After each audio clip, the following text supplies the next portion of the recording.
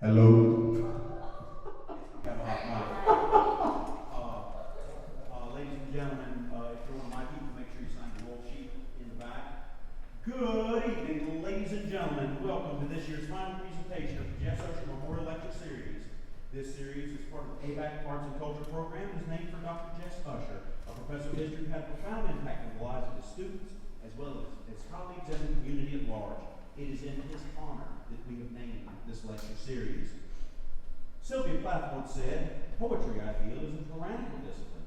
You've got to go so far, so fast in such a small space, you've got to burn away all the peripherals. Poetry has been described as an antidote to despair, tiredness, and loneliness, a thread that runs life, a means to solve problems with its lines, not just their lexicon, but a life breathed into form by rhythm, rhyme, or meter, a riddle, a moment of joy. It is a borrowed voice.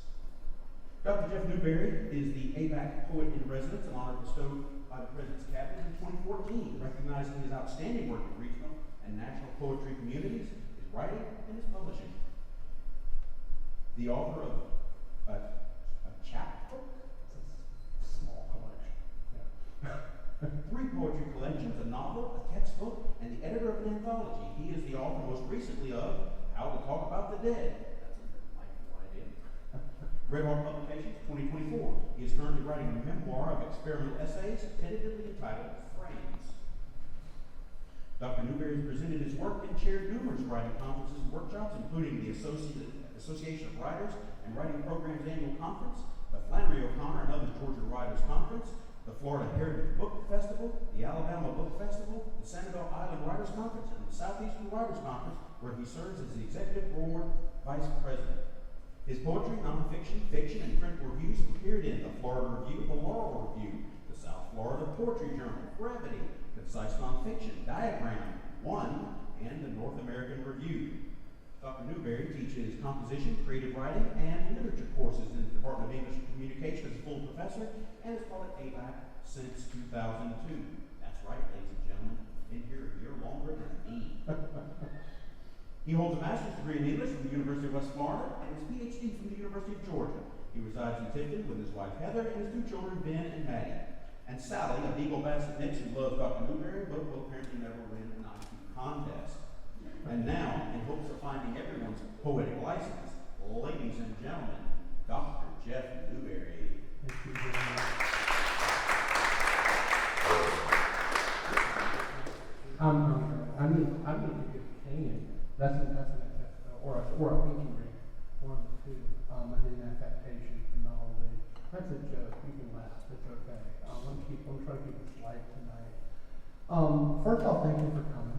I appreciate you being here. He's not here now, but I did want to thank Wayne Jones for encouraging me to again apply to this lecture series. I wasn't entirely sure this was going to fly when I came up with the idea, and the community liked it, so here we are. The things I could sort of think of that would be, boring to tears would be to sit in a room and watch me write. And so I'm going to try to walk you tonight through a process, and hopefully by the end of the night we'll have something that maybe we can work with. Maybe I can kind of talk about. Maybe it'll become a draft, a long history of drafts. So I'm going to kind of talk for a bit. I'm going to write for a bit. I'm going to talk for a bit. If you can't tell, I'm nervous. I've never done this before. Several times this week, I had to pick up the phone and told Wayne I can't do this. I'm sick. But here I am. This morning we were at the Step Symposium lunch, and I just said, "Hey, I'm looking forward to tonight." And I said, "Oh, I'm not but here I am. If you take any of my classes, you know that I'm all about writing. I'm all about self-expression. I encourage you to find your story. If you take my literature courses, I care deeply about 20th century poetry. I was just talking to James up there in Georgia, as I call him, that a lot of my students refer to the 20th century now as the 1900s, which makes me want to burn into dust, right? So my understanding of writing and literature is distinctly 20th century. And so I want to begin just by showing you a couple of photos up here. On the left-hand side is a T-square, some carpentry tools. On the right-hand side is a sheet of a diary. And I'm bringing these up because I want to try to sketch out for you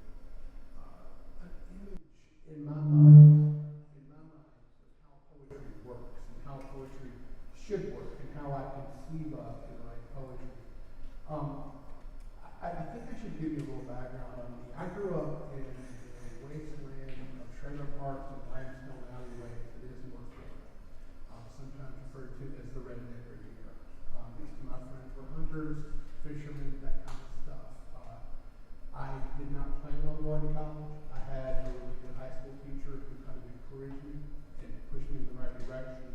I was very lucky to have a junior college. We used to have those in America, right? Junior college, close to my house, where one professor encouraged me and tried to bring my talent. And I tell you this because I didn't have a background in writing poems. It was not something that I grew up doing. It was not something that I ever sort of thought of as a goal. I went to college with a vague idea of being a novelist. I kind of wanted to be Stephen King or J.R.R. Tolkien or some combination of the two. And I took some classes, and I remember the very first time I had to write a poem for a class was an introductory creative writing course. And this was at Gulf Coast Community College in Panama City, which is now called Gulf Coast State College. It's a beautiful campus. It overlooks San Andrews Bay. And I was sitting in my mother's Ford Tempo, I remember, and I had to turn the poem in, and I hadn't written it yet. And my professor's name was Lynn Wallace. He lives in Marietta, Florida, and he's a good friend of mine. And he let us write our stuff by hand and turn it in. He would make photocopies in our class. You imagine turn in a handwritten copy? And so I sat in my mom's Ford Tempo, and it was raining. And I thought, God, poems, I don't know what a poem. Poems have to be about, like, gods and goddesses and myths, and so it was really light, and I thought, oh wait, the lightning kind of sounds like maybe like somebody hitting a forge, maybe somebody's building a sword, because I like D&D too, because I was a nerd, and I thought, maybe it's Odin at his forge, and so I wrote this poem about Odin and his forge, building a sword, and I turned it into Lynn Wallace, and he read it, and he looked at it, and he said, what do you know about Norse mythology? I said, what? He said, I don't think Odin has a forge. I said, oh. And he gave me the poem back, and he said, why don't you write about something that you know? And I said, I don't know anything. And as class went on, he showed me some other poems. I remember he gave me a poem by a writer named Phil Levine, who died a few years ago, who had grown up in Detroit and worked at Shakespeare and Axel and other places like that. And he had a great book that came out in 1991 called What Work Is, and it won the Pulitzer that year. And it was all about this working class life that I knew, having gone to the fishing village with a paper mill down the road and a chemical factory and shrimpers. And I thought, oh, you can write about crappy jobs? Because I've had those. I've unloaded trucks. I have, done cruise warehouse stuff. I worked midnight at a convenience store. I did a lot of stuff like that. So that's when I began to really see the poetry. I could trust my experiences. I didn't have to make things up. I didn't have to delve into mythology, right, that I knew nothing about, to tell my stories. But it wasn't enough that it happened to me, right? On the left-hand side of the diary, that it happened is never enough. A poem is a made thing. It's crafted. So in my mind, a poem is actually more akin to carpentry than it is to, kind of believing in your diary. Because sometimes I'll teach creative writing, student turns it in, and I'll say, this doesn't quite work, and they'll say, oh, this is the way it happened. And the mean response in my head is, that doesn't matter. Who cares how it happened? The nicer response is, listen, it may have happened that way, but you've got to work in this piece to make me feel what you feel, and you're not working hard enough just yet. And so when I think of poetry, I think of not someone, exposing their emotions or working out problems on the page, although that can happen. For me, it's very much a workable-like thing. It's very much an understanding of language. It's very much an understanding of rhythm, an understanding of the various levels, how words mean, what a line looks like on the page, how a line can stand, how an image can have different meanings. And I'm not the first person to think of poetry as a kind of craft in this way. Way back in the early part of the 1900s, in 1946, up at Vanderbilt University, Cleon Books publishes The Well Well Earned, which is the book I read when I was an undergrad. And this is one of the first books I read where it really considered poetry and all writing really not as this is an expression of the writer's soul, right? But more, this is a piece of craft. This is something, this is see well-wrought some of this built this, right? And so when I go into writing, when I think about writing, is my writing personal? Absolutely. My last book, my most recent book that I talked about today, began with a trip to my mother's hometown. My mom grew up in Seminole County, Georgia, which is not too far from here. She married my father. He was kind of black sheep of the family. So he died young, and I didn't know much about him. And visiting that little town, my mom, I got to see a lot of places I didn't know existed. And I got to visit a cemetery I didn't know existed where my ancestors were buried. And it was out in the middle of this cotton field. I took a picture of the cotton field. That became the cover. The book is not just that, but the book begins with that. It begins with that experience that was on it. And so I think of poetry. I'm going to quote you from my dissertation advisor and my major professor at the University of Georgia at College, who's a wonderful writer. Writes a lot about music as well. Now he's a professor in the African American Studies program there. And I remember during my comprehensive examinations, after I'd written my dissertation and turned it in, one of the things he asked me to do was a group of us, it was me and my committee, 4 other professors in each room. And he gave me a poem by Linda Hall, and he said, hey, can you talk about the craft of this poem? So I began talking about it, and he said, no, stop me after a moment. He said, like you think of a poem this way, there's a pen that's casting, you can't see it, but there's a shadow there. He said, well, what if that shadow were a rabbit? And I said, what the hell are you talking about? Like, what does that mean? And he said, because a poem changes. It changes from its initial sort of start into something different. It becomes something different. It doesn't end with the experience that entered the poem. The poem creates its own reality. The poem is its own place on the page. David Kirby was a wonderful poet down at Florida State University. Has a new book out. He has a great poem called My Dead Dad, and it's about his father passing away. Well, listen, this book is full of dead poems. So are my other 2 books, and I've read a bunch of them. But those are my dead poems, and they're all my terms. And Kirby's point is everyone has a dead poem, but what you got to do is make it yours. It's your story. It's your poem. It's your words that matter. And so, as the nonfiction writer N.T. Moore always tells his students, reality is not enough when you're writing. Art has to intervene. Craft has to intervene. It's not enough that Jason Isbell's from a small town in Alabama. That's not enough. You have to craft the song. You have to choose the chords. You have to find the melody. It's not enough that my mother took me to a graveyard that I'd never visited before, and I saw people who I didn't know. I was astounded. That's not enough. I had to transform that. I had to take that and do something with it. It became a sonnet. It became the center of this book. Now, I want to get into a discussion of kind of what I think poetry is. And I think that's a mistake. I'm going to tell you why. Because I kind of think like the image Samuel Johnson wrote in 1794 that to circumscribe poetry by a definition only showed the narrowness of the definer. Right? And this kind of reveals something that we think of in our culture we're used to about poetry.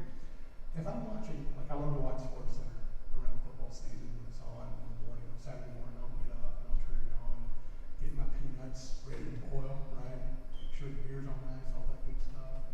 Sometimes they'll show a good play and one of the sportcasters say, man, that play is just poetry, right? And they're using the word not as a genre. They're not using the word as metrical lines on the page. They're using it as a value judgment. Now, what's weird about that to me is that no one ever looks at a football player and says, man, that's a short story. Oh, that's a novel right there. Or that's a portrait right there. It's always that's poetry or that's poetic, right? And so even the word is worked into our language, it carries with it not just the sense of it being a type of writing, but there's a value to it, right? To watch, I know some of you guys are Jim Brown students, to watch James lecture is to watch poetry. The man is a brilliant lecturer. I had one in college, Dr. Lanier, my Shakespeare professor. He could take you all over creation and bring you to a point at the end. I was never able to do that. And I think, oh, that's poetic. But I've never said, he lectures like a woodland stick, right? That's not something I would do. And so defining poetry, you're carrying with it some oddities. Another writer who comes along in the 1700s helps us, I think, to set this idea of what poetry is. Because we kind of associate it with emotions, right? We think of poetry as emotions. That's not always been that way. If you lived in the ancient times, like the pre-1700s, like the old ancient Greeks, poetry was two things. It was either a dramatic story, right, about a hero, or, believe it or not, it was like a manual for farming. The earliest extant poetry that we have is Virgil's The Georgics. Now, if you've ever read the Georgics, but it's literally an agricultural manual. It tells you when to plant stuff. There's a reason we use the word draft when we talk about drafting out work. It's the same word as a draft horse. There's a reason a poem is written in lines, prose, just like we plant crops. There's a reason for that. There's a connection there, right? But whereas we look at Agamemnon in the Odyssey and Homer, we think of, oh, these are great heroes. This is my sense of poetry. It has to be about gods.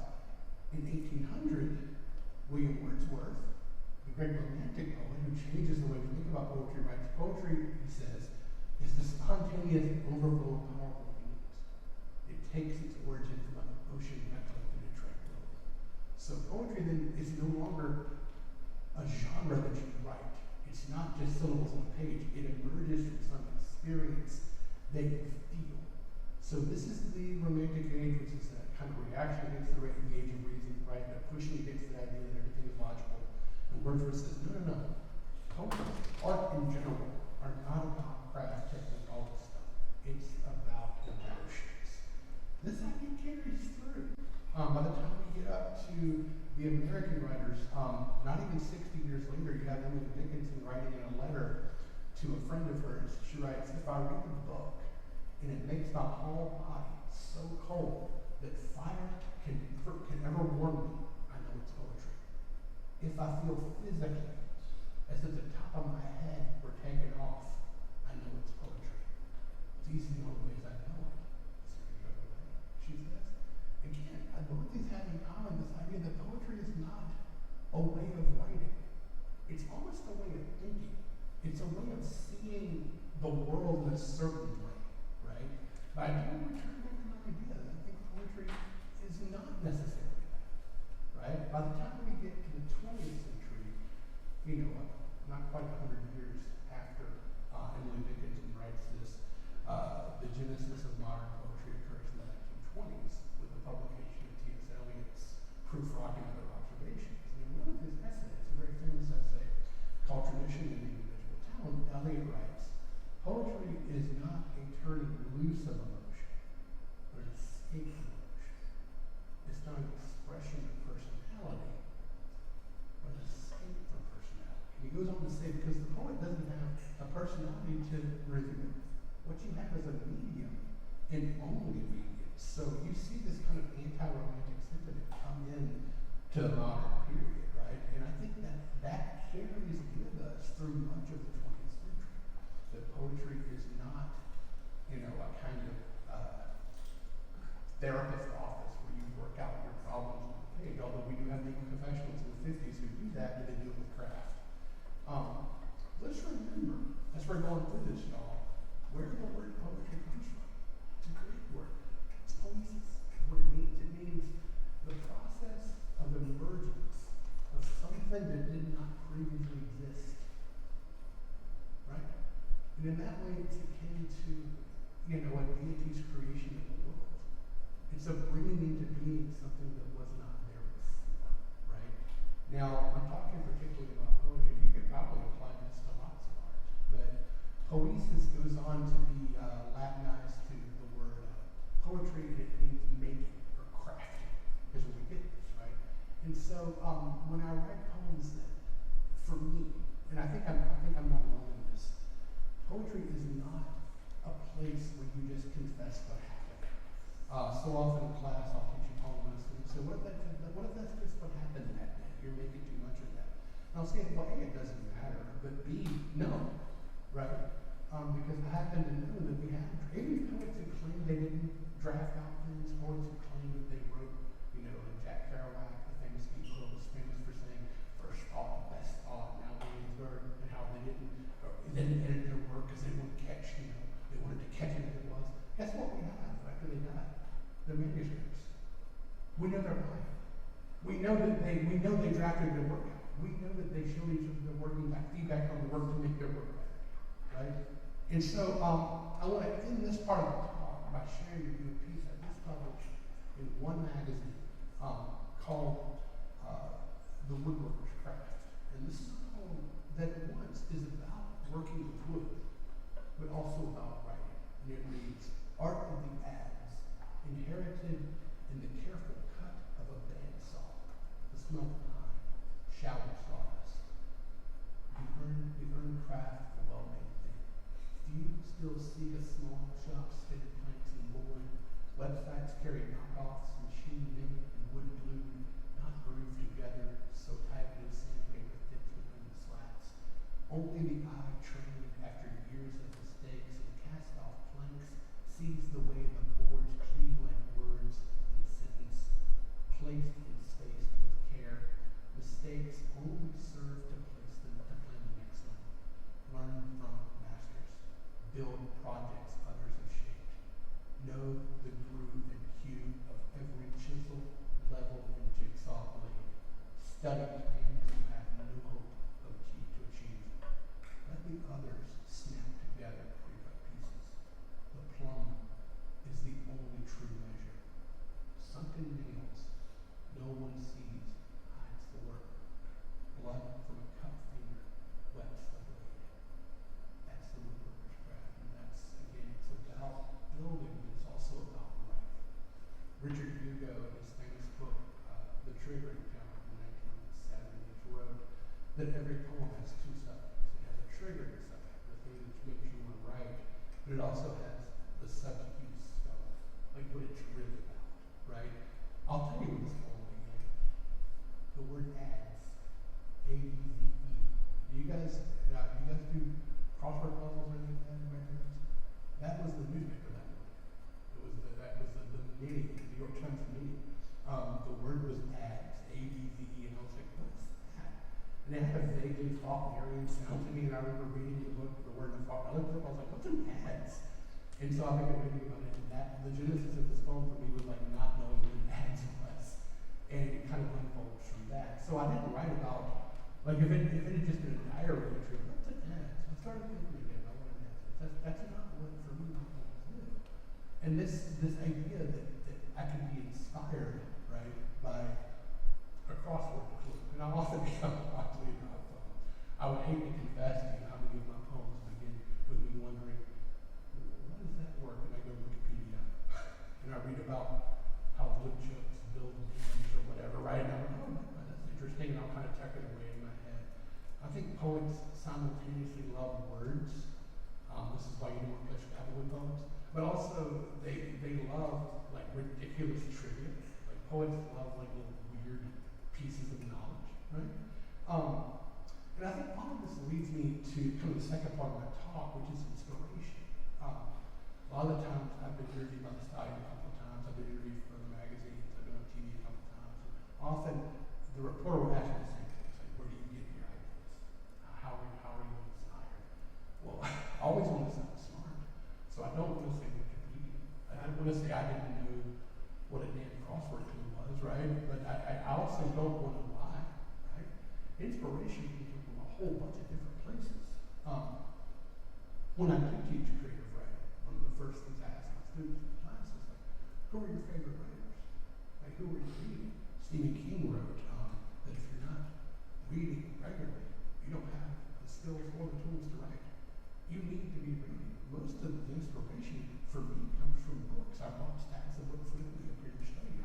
These are some of the books I return to time and time again. Pleasure, the Louisiana poet Yusef Commandant, Anne Sexton, whose work absolutely poor. She gets lumped in the 1950s quote-unquote suicide poets. She's an amazing craftsman if you read her work. Jack Gilbert's lovely poems. There's a great poem about Icarus. We all know the myth of Icarus. He flew too close to the sun. His poem begins, everybody forgets Icarus also flew. Right? Isn't that a great version, right? Icarus, yeah, he fell, but he also for just a moment, he was doing the thing. Right? That's the great thing about Icarus. My favorite poem is probably Seamus Heaney, the great Irish poet who grew up in Northern Ireland, a little town called Balahi in County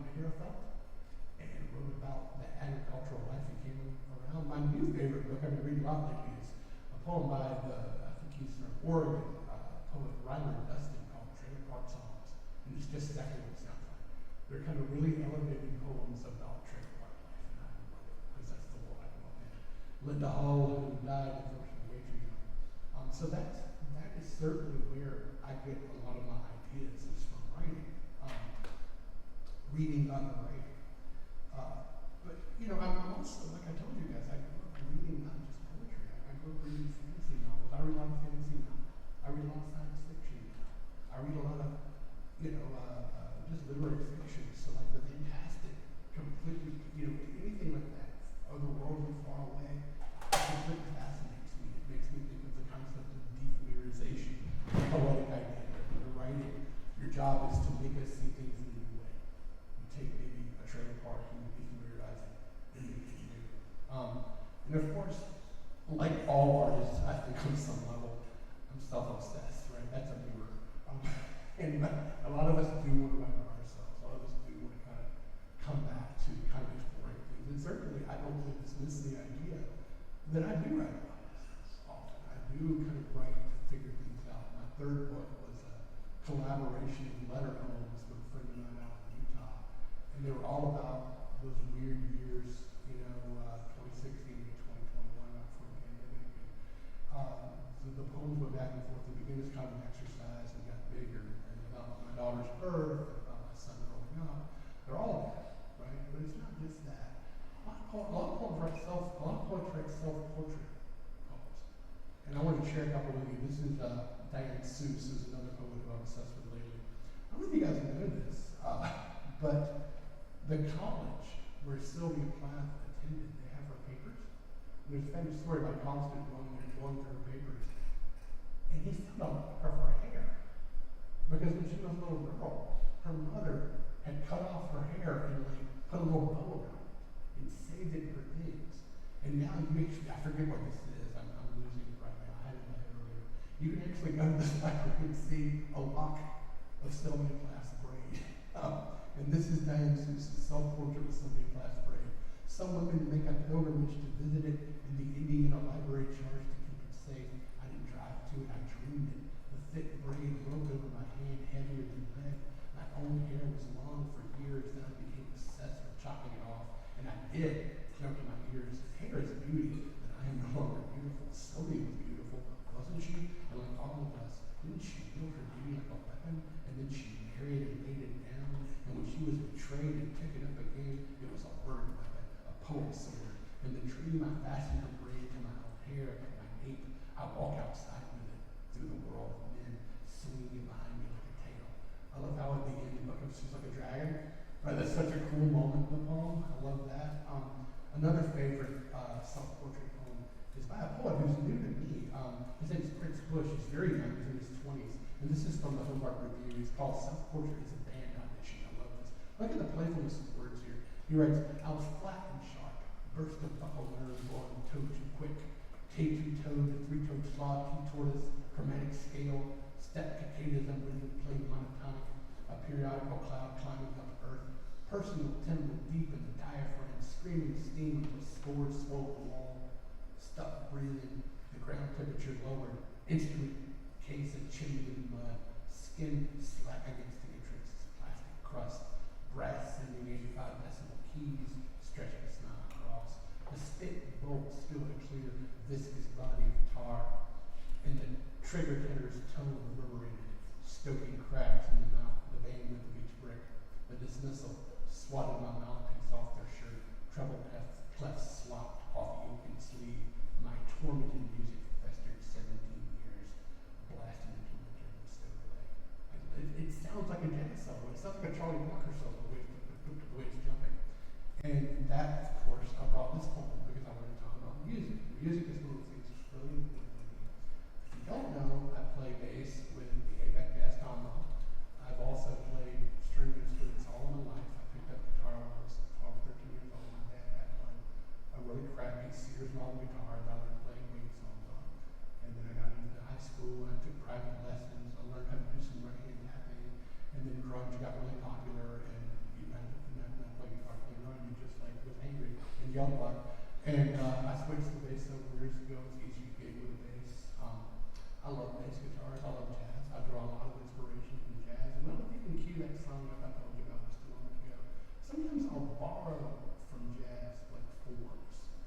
dissertation is actually over jazz poetics. And one of my favorite artists is Thelonious Monk, and this is his album, Straight No Chaser. And the opening, I just want to play a few beats from the opening. See, if I was in the band with you, if Dr. P were here, he might give me something like that. He might say, hey, this is the opening 8 bars of Thelonious Monk's locomotive. Let's listen to it. Just play it for a second, or I'll tell you to stop.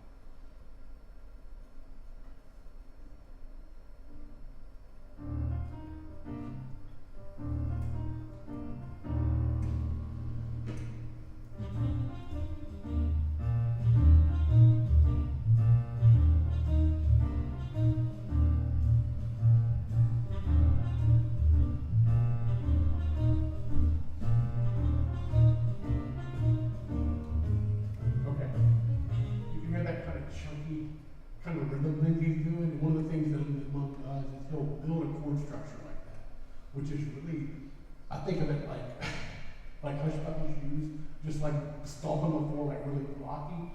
But on top of that, he'll like a really kind of sinuous melody. And I love that idea of kind of joining two things that shouldn't go together. Monk actually calls this the reconciliation of opposites. You take two things that don't go together and you put them together. And so I've been thinking about self-portrait poems all week. And I've been thinking about that song, Locomotive. It's called Locomotive. It kind of sounds like a locomotive. And I've been thinking about this thing tonight and figuring out how we're going to do this. So I thought maybe we could try to borrow that form, or I could, and see if there's some way that we could put something together up here that might feel like a poem. So let me scoot over just a little bit here. And I'm not going to just sit here and write for half an hour. Don't worry. I would never do that to you. You're too good for that.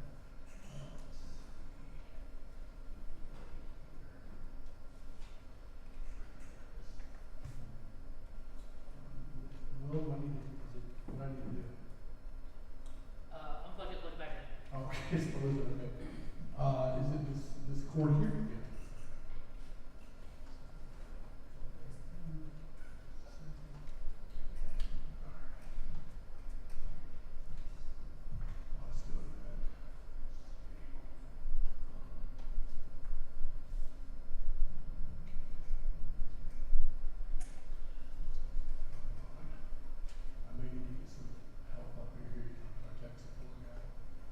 Sort of the weirdest thing I wanted to do today. Oops.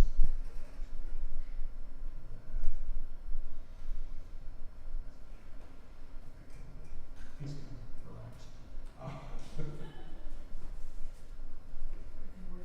You don't do work until you try. There it is. Rebooting is always helpful. That's it. Okay, there we go.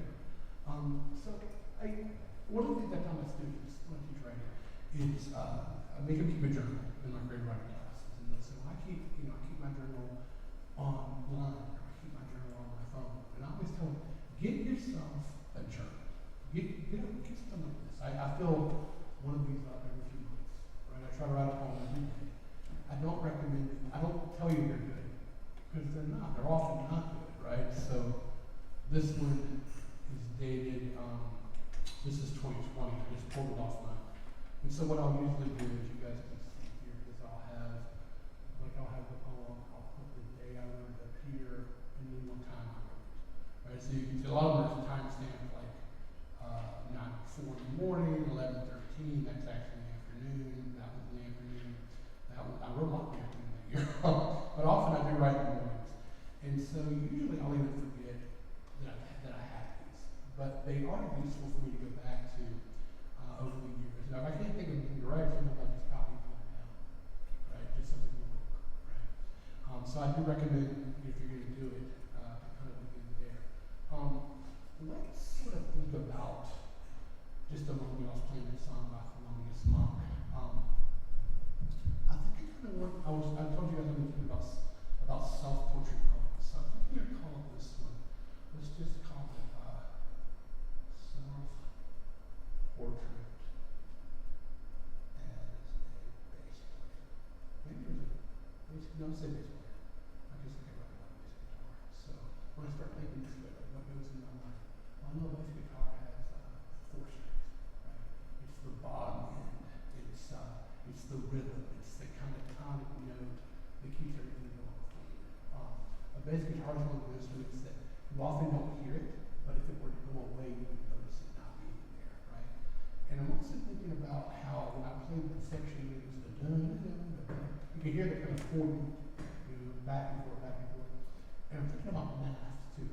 Of course, I was going to write in English. For you guys in math heads, I was never a math person. I was always very confused by math in school. The numbers never fully added up for me. And so I'm thinking about the fours, I'm thinking about math. So I'm thinking maybe just a good opening line. Let's try this. I was never good at math. I like that. This way I'm not delving immediately into something heart-rending. I'm not talking about bass guitar just yet. Never good at math. And I remember, do you guys, when you were kids, did they teach you guys to count your fingers? I remember sitting in class counting my fingers. Still do. Still do, yeah. That's how God forgot about averages your grades. Okay. So when I would say 5 minus, 3 is 2, or 4 plus 2 is 6. Sometimes I wind up this way, 5 minus 5. I just had fists, right? And I start thinking about my toes, right?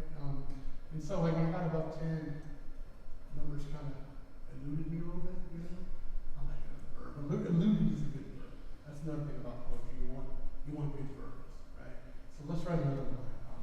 How about, let's see, beyond 10,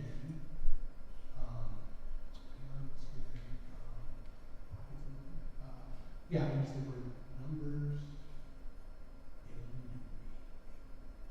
I know you can't read my writing, that's okay, my stuff is in code.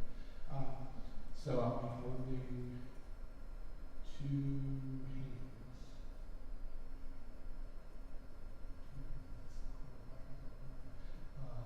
I counted down to 0. No, not down to 0. That's not visual enough. I count down to 0, not this. I count down to this. Let's say that this. And now just put a column of zeros. Alright.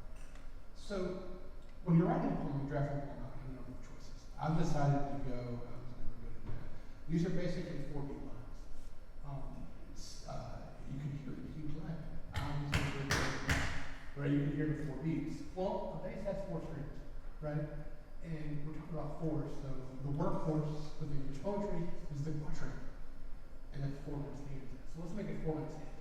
So 4 beats, 4 lines. What are those 4 things I think of? I think 4 fits me. 4 fits me fine, I like that. 4 fits me fine. That's a good line. How? Well, I'm clearly a hefty dude. The Bible gives shirts at Walmart, right? Some say 4X, right? Shirts and pants, although I'm losing some weight recently, hopefully that continues. What are the 4 things are there? 4 yeah, 4 seasons? Well, yeah, I like 4 seasons. And not 4 seasons landscape, like actual 4 seasons. 4 seasons, that's a good one. 4 for me. I have 4 family members. I have me and my wife and my kids, so 4 family members.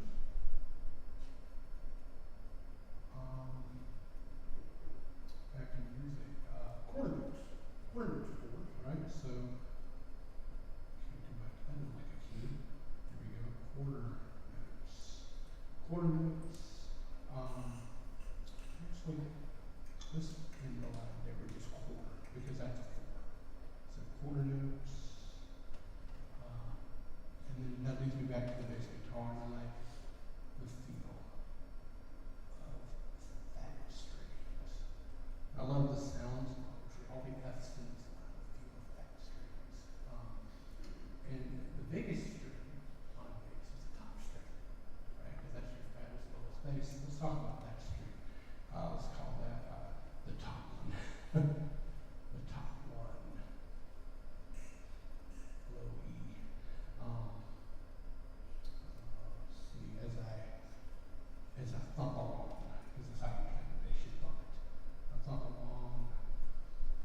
somehow both trail behind the beat and making it, and making a song like that. I call that sounds, but trailing and making. And there's something in this poem so far about being unassuming, right? Being the dumb kid who can't count, being the fat kid who has big clothes. And there are certainly, if you know anything about bass, there are players who really kind of become melodic players. Some would say melody, which is sort of the thing about remembering the song. Melody, and what does melody do? It lodges. What lodges into my memory, matters. Melody, I like melody matters. That sounds good on my tongue. Melody matters, and it matters how. It matters more than I do. More than I do. Melody matters more than I do. And what am I? I'm bottom end. I don't want this to be about a band, right? Or that one or two people change their music. In the rhythm section, but not just the band. It's called the rhythm section of life. The rhythm section of life, and then again, there's sure. Some players. You ever seen a really good bass player? Their fingers look like spiders, right? They're sort of spidering up and down the fretboard. Let's say spider. Is that a verb? I'm gonna say it's a verb. Spider up and down. Spider down the frets. The fretboard. You can't read my writing. It's okay. I dream of stupid. Walking lines. Keep going. Notes. Just go walking lines. Notes. See that lead into the song. Find some notes that lead into the song. It's a 5-beat line. We can fix it later.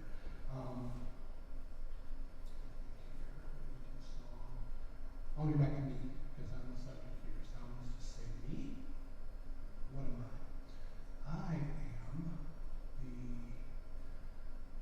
unacknowledged root. Unacknowledged root. The anchor. That's the bottom of the song. The anchor. When I say anchor, the thump. The thump. Thump. Thump. Let's do 3 in a row that way. Thump, thump, thump. One of the things I learned about guitar too when I was playing when I was younger, guitar players are a dime a dozen. When I lived in Athens, Georgia, for example, if you wanted to play in a band, get yourself a bass. Everyone needs a bass player. Guitar players, you can throw a brick and fret away with 4 chords. You can't do that with a bass. So thump, thump, thump, and it's the part no one wants to play. The part no one wants to play.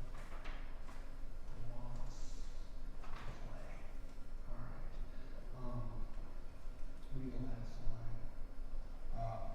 When I say earlier about bass, if you take it away, like you wouldn't notice it until you took it away, right? So let's end with that idea.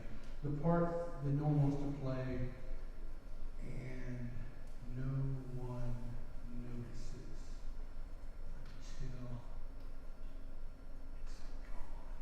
Okay. I like when it ends with a single line, which suggests that kind of incongruity I've been writing about here. Self-portrait as a bass player. I was never good at math. Beyond 10 numbers eluded me. Holding up 2 hands, I counted down tight fist zeros. 4 fits me just fine. 4 at shirts, pants, 4 seasons, 4 family members, quarter notes, the feel of a cracked string. The top one as I thump along, somehow both trailing and making the song. Melody, what lodges in the memory matters more than I do. Like that. The bottom end in the rhythm section of life. Sure, some players spider up and down the frets, walking lines of notes that weave into the song. Me, I'm the unacknowledged root, the anchor, the thump, thump, thump, the part no one wants to play and no one notices until it's gone.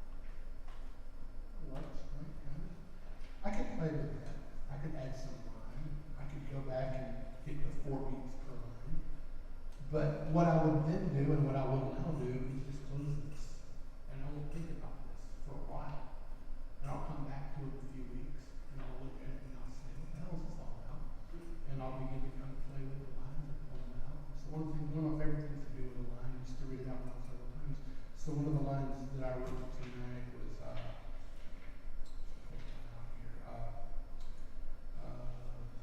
the top one is up on the wall.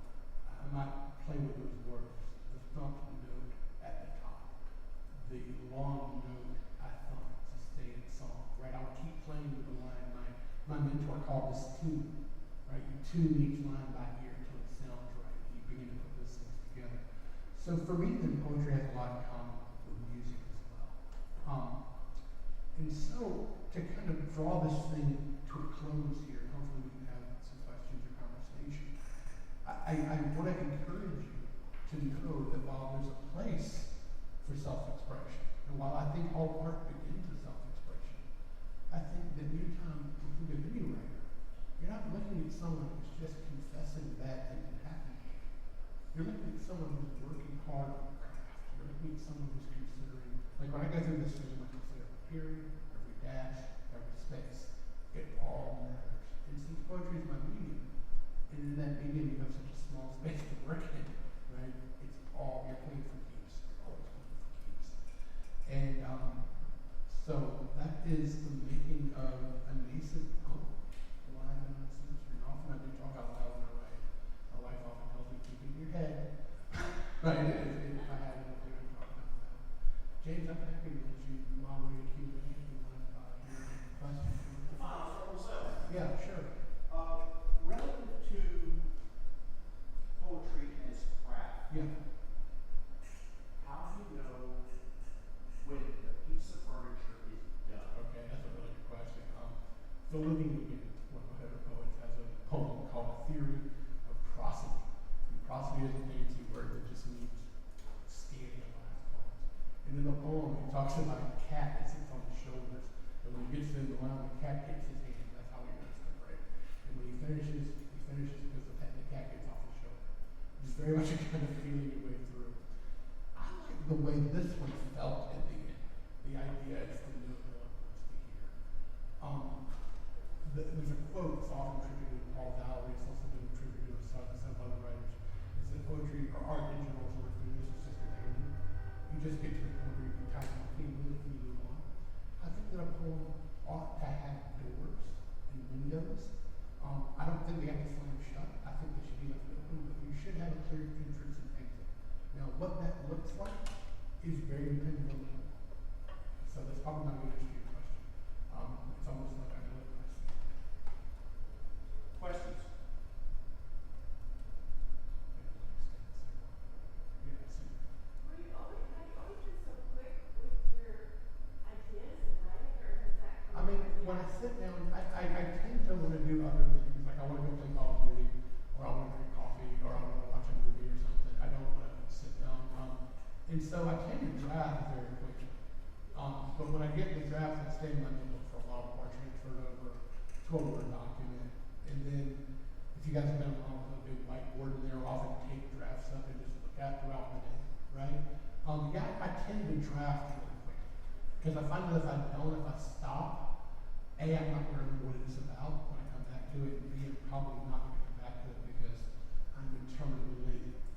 So often I'm not come back to it. So, yeah. It sounds a little bit like anyway. Yeah, I mean, Henry Maxine wrote standing up.